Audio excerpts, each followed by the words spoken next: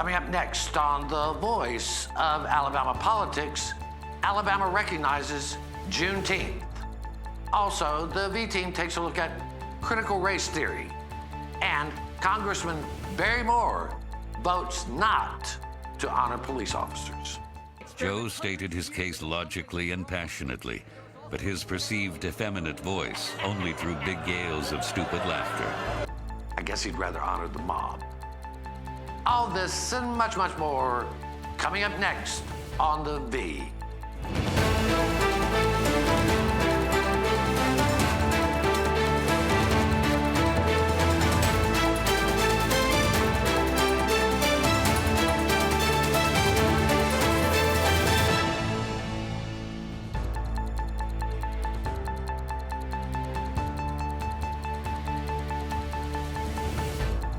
Welcome to The Voice of Alabama Politics, where we tackle the tough issues so you have the hard facts. I'm your host, Bill Britt, and today I'm joined by Susan Britt, research guru extraordinaire, and Josh Moon, investigative reporter and columnist at APR. Welcome. Glad to be here. Josh, I feel like I need to take a point of personal privilege, as they say over at the State House. And sometimes we cover issues right, left, and center. Today, we're going to look at some very, very controversial issues, but in light of the facts, not the hyperbole or the governing by outrage, as I call it. This is where we are. We are governing by outrage. So I just wanted to set that up. One of the things that happened this week, and you covered it as well as Brandon Mosley, is that the Southern Baptist Convention held an election, a historic election, really, in which the more conservative and some would say divisive candidate lost to a more, not liberal, but a more progressive and a much more inclusive candidate. Josh, you covered that. Give us a little bit of your take on it. Yeah, it was Ed Litton won and he's a Saraland pastor, that teaches, or preaches at a church in Saraland, and so I wouldn't even really call him progressive. I guess maybe a more moderate, although I'm not even sure moderate would be the correct term. But he's a man who's very interested in inclusivity, and I think that was his point during the campaign was he wanted to bring everybody together, and they're having a big problem in the Southern Baptists with losing black pastors and black churches, which have been a stronghold, and those churches, those minority churches, are the only churches that are currently growing. So they're really worried about losing them, and some of the things that they've done in the past have chased them away. And Mr. Litton, who's a good man, who I've met once or twice, and I think I've heard him speak, and I think he's a good guy, and I think he's very genuine in his approach. He's a very compassionate guy, and in addition to the racial component of this, they were also very worried about the sexual abuse scandals that some people feel have been covered up in the church, and I feel like they feel like he can handle that and approach it in a way that is very respectful and productive. Well, when I refer to progressives, I know now that means liberal, but when I think of progressives, I mean people like that are moving the ball forward and not backwards. And Susan, the Southern Baptist Convention is probably the largest, I guess it's the largest denomination. I believe it is. Denomination. I believe it is. So this is a big deal that they're being more inclusive. This is the goal. We think, and here's another interesting thing, because we'll move into this idea of critical race theory. In 2019, Josh, and you correct me if I'm wrong, the church looked at that, and they didn't want it to be misused, but they did not dismiss it outright. Is that correct? Yeah, that's right. They essentially acknowledge the existence of critical race theory and the ideas behind it, that there is racism kind of ingrained in a number of systems within the United States, and that it serves as a bit of oppression to certain groups of people. And so they acknowledge the existence of that. However, they also were concerned And I would say rightfully so about the misuse of some of that there to change the systems in a bad way. But they've worked towards the goal of making sure that they are inclusive and that they eliminate racism wherever they can, which is always a good goal. Well, and Susan, the thing is, and we've got this whole outrage right now about critical race theory. I mean, the Alabama Policy Institute wrote to the Board of Education demanding that they ban it. We have Chris Pringle out of Mobile putting a bill in to ban it. But this is an academic pursuit that is now being used as a weapon in the culture wars. Well, what they're trying to do is misrepresent it as, making, white kids feel guilty for slavery and all that. That's not what it's about at all. This is where racism is ingrained into our system, anywhere from the way laws are written to the way real estate works. It's a very biased system that needs to be re-examined, and examining it from an academic standpoint is the best way to approach it. And Josh, the other thing of this is it's simply teaching history as it really happened. It's not covering up history. It's not to say that white people should feel bad about being white any more than black people or Hispanics or Asians or South Pacific Islanders should feel bad about who they are. This is not what it's about. It's about examining our history and our culture in a way that presents it accurately. Am I correct on that?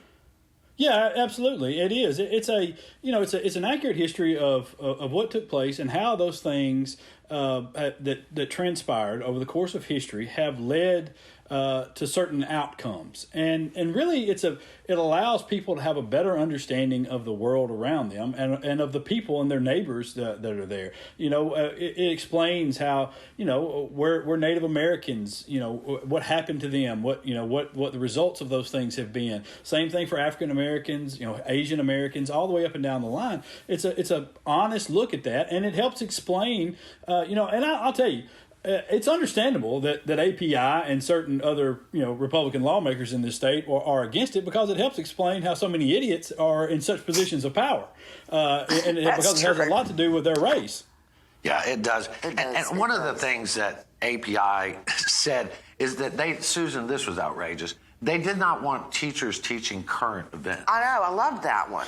How do you have civics without current events? You don't. And of course they want to stop the action civics as well, where the kids actually hold elections, register voters, learn how the whole system works.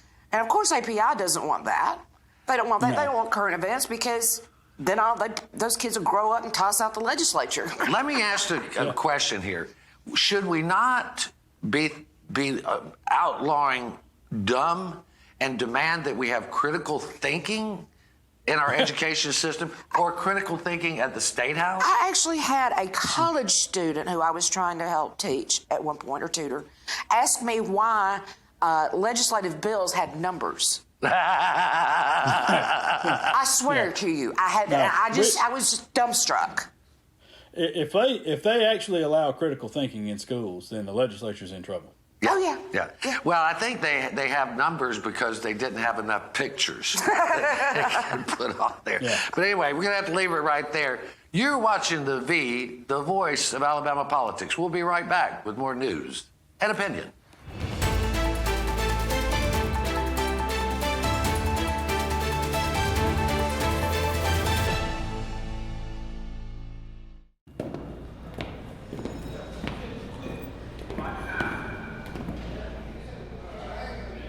So you got caught speeding. But this time you got more than a ticket.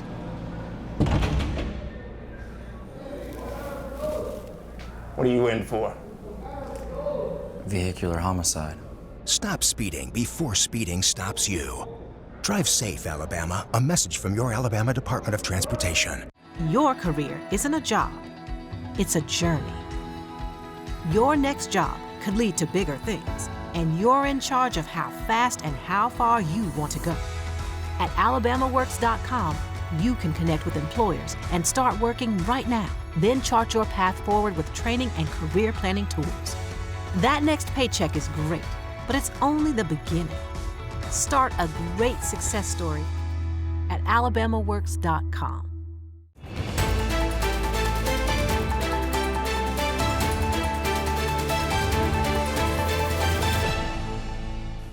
Welcome back to the V, the voice of Alabama politics. This past week, Governor Kay Ivey signed a proclamation declaring June 19th, Juneteenth Day in Alabama, something that has been a long time coming.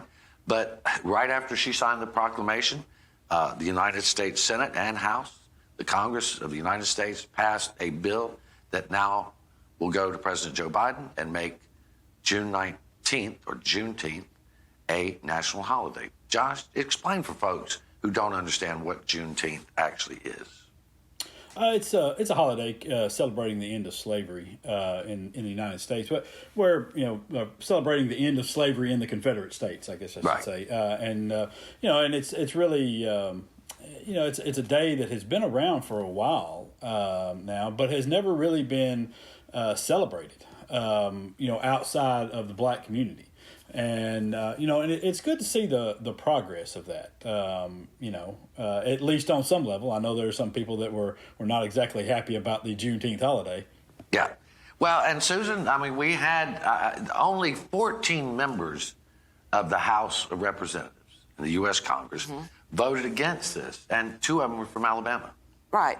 That was Bo Brooks and Mike Rogers. Yeah. That was pretty astonishing that they would take that stand. Mo Brooks said that he didn't think we should have a new holiday unless we got rid of an old holiday, but wouldn't say which holiday he favored getting rid of. I mean, certainly he wouldn't want to get rid of Lane Cake in Alabama.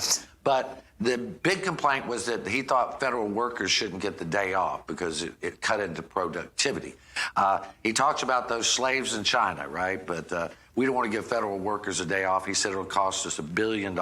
I don't think that's true, but facts have never gotten in the way of Mr. Brooks. I think you said last night you'd love to know how many hours he actually spends on his constituents instead of just running his mouth. Right. That would be interesting. I mean, I'd like to know how many hours he spends on constituent services rather than being on QAnon News and Fox News and yelling about conspiracies. And then saying he doesn't want to give federal workers a day off. No, we don't want that. That's too much. Yeah, what do you think? It's not surprising at all. I mean, Susan said it was very surprising to her that these guys would vote against it. You look at the list. I was trying to be nice. It's not surprising in the least that these guys would vote against it. As a matter of fact, I was surprised there wasn't more from the GOP that would vote against it. And the reasoning, it's nonsense. You know what this is? It's red meat for a base of people that feed into this sort of thing. Okay, that's all it is. That's all this is. It is them feeding people that they should be explaining how to be better citizens to their neighbors and how to treat people with kindness and compassion. But instead, they're encouraging their hateful ideas, and that's all this is. And I talk to Republicans privately, lawmakers and Republican operators and all that, and they don't have this hostility in their hearts. They really don't. But this is a game that's being played. Yeah. You have to raise the stakes to be the loudest voice in the room, not solve any problems, but point to problems that don't exist and yell about them and all this stuff. I mean, here's one of the most outrageous things that I have seen lately. There was a resolution in the House, the representatives of the Congress, to honor the Capitol Police and the D.C. Police for protecting Congress and the Capitol on January 6th. 21 Republicans refused to honor those police officers, those men and women who protected their lives. And guess what, Susan? One of them was from Alabama. Barry Moore. Not surprising at all. No. It's bull theater is what it is. Yeah. That's all it is. Hey, This is BS theater for people that are that have no substance in their office. All right, they have no way to serve people other than to stand in front of a camera and say ridiculous things and do ridiculous things and put on this performance for everybody. That's all it is. That's all these things are. It's standing up here and degrading police, unless they kill an unarmed black man, then they're all back in the blue, or voting down Juneteenth. Okay, that's all this is feeding into that base of people that they should be encouraging to be better people. Exactly, and anybody who watched any of that footage saw the distress that those police went through that day. It was just unbelievable. Right. And for them to dishonor, for Barrymore to dishonor those folks, But Barrymore, outrageous. I've heard him say it. He believes that those were Antifa folks. He's an idiot. That it wasn't Okay. Trump people. I mean, but see, that's then we the thing. should investigate that, shouldn't we? We should investigate that and find those Antifa guys, and and get to it. And hey, I'll tell you something else. You saw those cops being beaten. You saw those same representatives who voted against this running for their lives and hiding under desks and scared to death. But now here they are claiming it was no big deal, just a tourist visit, nothing to see here. Even if it was Antifa, the police had to do their job that day. They had to be on point, and they were. It doesn't matter who it was. They deserve the honor. It does. I mean, I agree with you. The sentiment is accurate. Yes. It's like I often say, if President Obama had demanded a third term, and if he'd tried to get the Justice Department to overthrow an election, the Republican Party would have stormed the Capitol, Washington. If Barack Obama had done any of these things, accused his elections of being rigged or anything else, this would have been a national crisis of uncompared Absolutely. historic. It already Absolutely. was, you know. It already was for much, much less. The only thing is that Barack Obama won by such decided numbers, they couldn't argue with it. No. But again, this is what we've learned is the outrage of this. Governor Ivey this week, we've only got a few seconds, spoke at the Rotary Club in Anniston, and she is still working on prisons to try to fix the prisons. She also said that she is still looking forward to being presented with something on gaming. We know that there are going to be several special sessions. Hopefully, Susan, we'll get to that. Hopefully, we know there are at least going to be 3 or possibly 4 special sessions. Of course, the lease fell through on the prisons. They couldn't get it funded. Right. So now they're going to have to look once again to the legislature to try to answer the prison problem. Well, they've been looking at the legislature for as long as we've been here on prisons, and they still haven't got anything done. But hopefully, the change in leadership this time might have some effect on that. Well, we're going to have to leave it right there. You're watching The V, the voice of Alabama politics. We'll be right back with more news and opinion.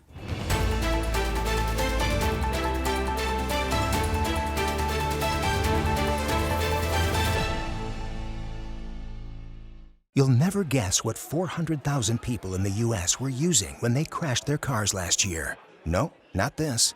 This. Distracted driving will kill you. Drive safe, Alabama. A message from your Alabama Department of Transportation.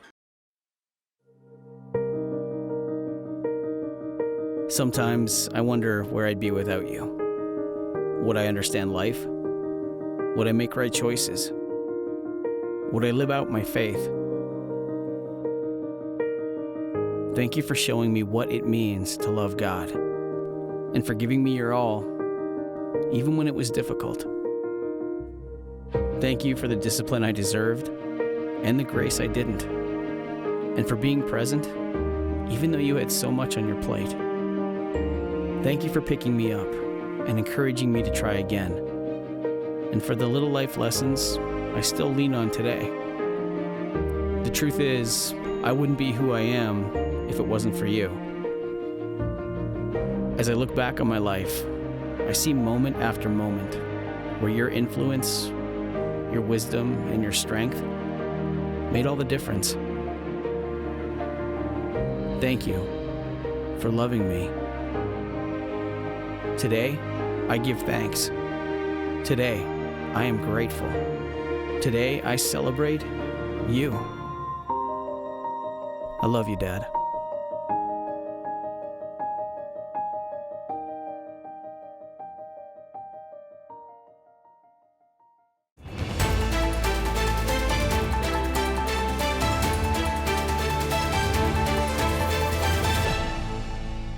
Welcome back to The V, the voice of Alabama politics.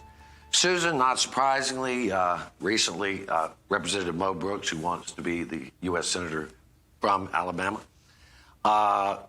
said that his opponents, Katie Britt, a former BCA president, and CEO, and Lindy Blanchard, former ambassador under President Trump's administration, that they were going to go negative on him, and that we should watch out. They're going to go negative first. Well, they've got a lot to do with that, a lot of baggage to work with there. But I think he's got a selective memory a bit, because I've heard some things that he said about both of them that were very negative. I think at one point he called Katie Britt Alabama's Liz Cheney. So I might want to check your records there, bud. Well, Josh, I loved Katie Britt's response. She said, bless his heart, it appears that Mo has trouble with the truth. Something that you and I and Susan have known for a long time, right? Yeah, he has. And, I mean, honestly, I could care less about the Republican primary in this, other than it's probably going to produce our next senator. Yeah. But, it's I saw from him one of the harshest and, just kind of mean-spirited press releases attacking Katie Britt when he got this Club for Growth endorsement that he had. Yeah. That I don't know that I recall anybody attacking somebody in such a way like that in a press release, which he was touting something that was essentially, I guess they thought was an accomplishment for himself. But it's been that way. And I mean, it's easy to attack, quote unquote, Mo, because all you got to do is quote him accurately. Right. He was complaining today on Twitter, or I'm sorry, on Thursday on Twitter about, him being attacked by AL.com and the Alabama Political Reporter and other places, and how much he loved it and because it was great for him. And it really, nobody attacked him. They just quoted him accurately. Exactly. They just said, here's the dumb things Mo said today. Yeah, but you don't have to put words in his mouth. No, I think he's got a bit of amnesia there. They released that poll from the Club for Growth, which said that he was 60 points ahead or 59 points ahead of in the polls. Well, Katie Britt, that's a poll from April, Susan. Katie wasn't even in. Exactly. Lindy Blanchard had just... They're still both barely in the race yet. One of the things we have heard from those who surround Mr. Brooks, he has a lot of people who like to talk. We're not telling everything they've told us yet. But one of the things, Josh, that's of concern is that he is very upset that President Trump has not shown up yet for a rally. Now, the election, the primary is a year off, but he is so worried about his position that, this 60% number, anybody in politics knows is phony baloney. It's name ID. It's not what people are going to be looking at 12 months from now. So, but he's upset, hopping up and down because President Trump has not shown up in Alabama to do why would he? He already owns Alabama. The president is so popular in Alabama, he can do whatever he wants to, say whatever he wants to in Alabama. He's popular. Mo is the one that's not popular. It's Trump is trying this, trying to weigh in on races, and so it's very curious, I would say, that he's so unwilling to commit to come to Alabama for a rally. That would aid Mo Brooks, because he is very popular here. So, the rally would be well attended. But at the same time, you wonder why he's kind of putting, maybe not distance, but a little bit of a pause to see where things are. And I think it's because of exactly what you said. Everybody knows that the polling right now is based on Mo being an idiot at the January 6th insurrection attempt. And that's, his name was out there. And so people said, oh, Mo Brooks, I know that guy. He gets a lot. And that's all there is. He gets a lot of favorable coverage on QAnon News and the Fox News. Yeah. And so that helps. That helps a lot. But this race is a long way from won or lost. It is. This point. It's a long way off. And a long way off. Like I said, you don't have to attack Mr. Brooks. He does it all for himself. But there are people that like him because there are people that think that yelling and screaming is governing. It's not. Never has been. Right. I want to move on to something that really came out of somebody in the Brooks camp. And I called and tried to verify it as best I could. But we know there's a movement to try to find somebody to run to the right of Governor K.I. There's that movement. And then Mo Brooks came out and said that Alabama legislators, the Republican legislators, are not really Republicans. So we heard over the last 2 weeks that Mr. Brooks and his allies, or at least his allies, are looking to find a candidate to run against Kay Ivey. We've heard a few names in that camp and in that attempt that none of them have confirmed or none of them have denied. You've talked to several of them. Yeah. But they are fishing for a candidate to run against Ivey. And I just think that's ridiculous. Well, I mean, Josh, I wouldn't say that, Governor Kay Ivey is very left of center.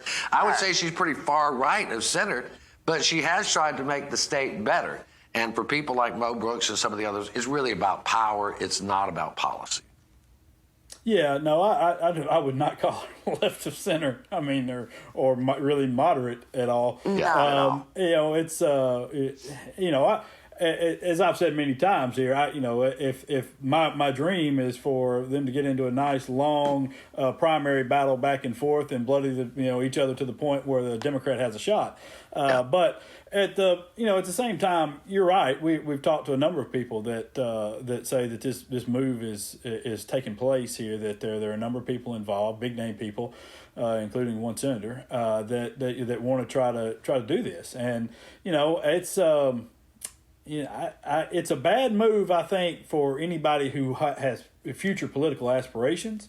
But if you're somebody that doesn't necessarily have those and you want to try to take a run at this for whatever cause, then, take your shot. Well, as my old pappy used to say about someone like Mo Brooks, their mind is like concrete. It's all mixed up and permanently set. So there we go. Do want to let our viewers know that APR's, Alabama Political Reporter's Ivey and Burkhalter, this past week was notified that he was a part of the Pulitzer Prize-winning New York Times team that covered COVID. We are very proud of Eddie's efforts, not only here at APR, but also with the New York Times. Congratulations, Eddie. Congratulations, Eddie. Good job. Yeah. All right. Well, that's going to do it for us. You've been watching The V, the voice of Alabama politics. You watch us because we watch them.